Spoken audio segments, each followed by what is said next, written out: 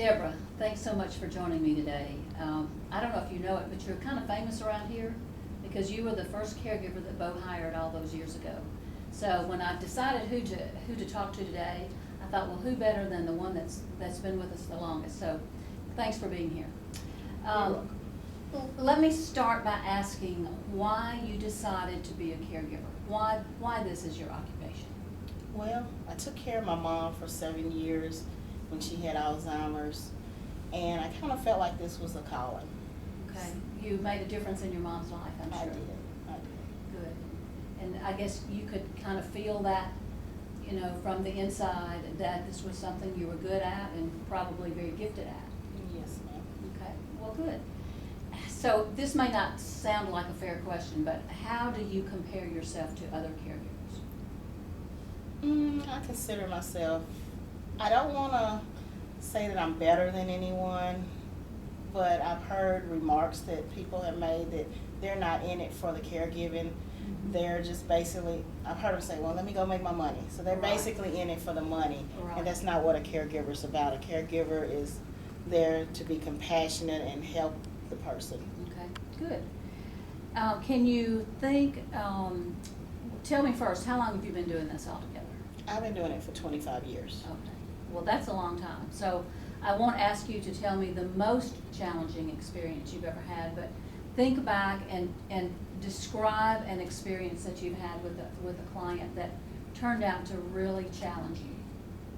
My last full-time case, the client passed away about 3 months ago.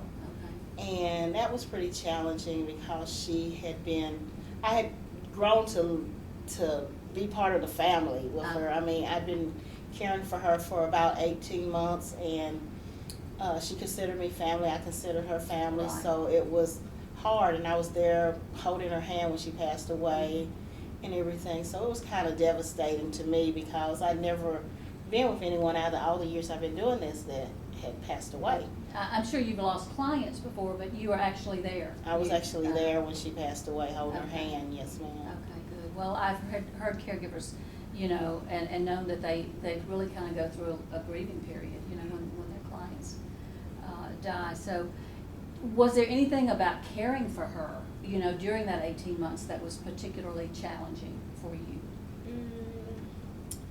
Yeah, she would get frustrated when she couldn't get her words out, Mhm. and she would try to explain what she was trying to say, and she couldn't get it out, and it would really make her upset and frustrate her.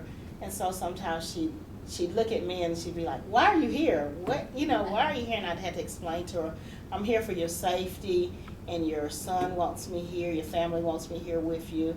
And she'd think about it, and then she's fine. Okay, well, good. What, for you, is the most rewarding part of being a caregiver?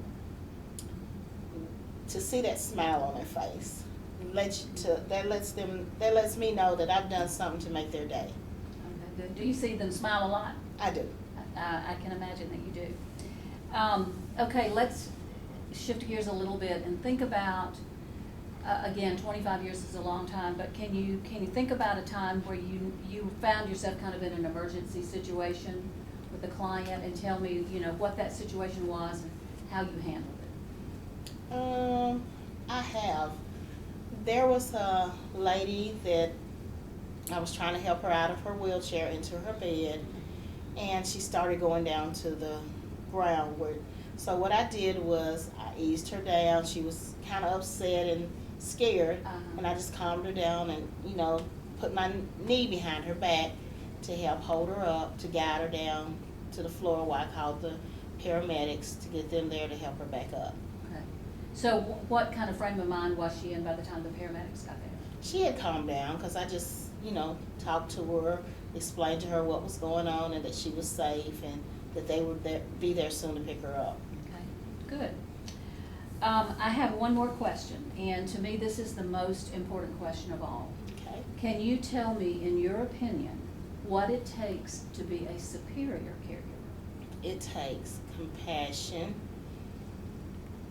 and you put yourself in the person's shoe.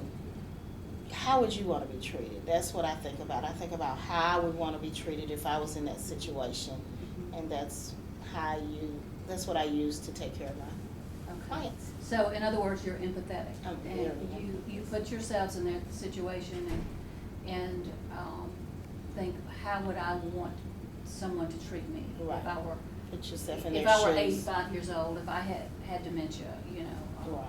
Okay, good. Well, that's the perfect answer. So again, I thank you for being here. I thank you for the time that you put into this, and I also thank you for putting it with Bo, all those years. So that's a challenging experience in itself. Okay. Thanks, Deborah. Thank you.